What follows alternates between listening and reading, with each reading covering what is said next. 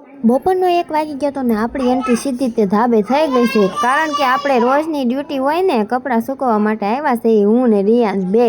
મને છે ને એકલા ન ગમે, રિયુને હારવાર લઈને આવી. અને પછી જો રિયાન્સને નીચે રમવા લઈ ગઈ તો એ જો રેમો અને ઘડીક જો પછી ઝૂલે હિંચકા ખાધા, કારણ કે અમારા મકાન માલિકને ઝૂલો છે ને એટલે. પછી હાંજ પડતા આપણી હાથમાં આવી ગયો છે હરગવો, અને આપણે હવે બનાવવાની છે હરગવાની કઢી. અને આપણું મસાલું જો ખાલી થઈ ગયું છે અને આપણે મસાલું ભરી નાખ્યું છે. અને આમાંથી એક વસ્તુ ઘટે છે, આમાંથી કઈ વસ્તુ ઘટે છે એ કમેન્ટમાં તમારે કહેવાનું છે. અને ફાઇનલી આપણે હરગવાની કઢી બનાવી નાખી છે, અને કઢી કેવી બની છે એ પણ કમેન્ટમાં કહેવાનું છે. તમે બધા આવી કઢી બનાવો કે નહીં? અમને તો બહુ જ ભાવે હરગવાની કઢી. અને આપણે જો 2 રોટલા અને ભાખરી ને એવું હારો હાર બનાવી નાખ્યું છે, અને સાથે સાથે ડુંગળી પણ સુધારી નાખી છે.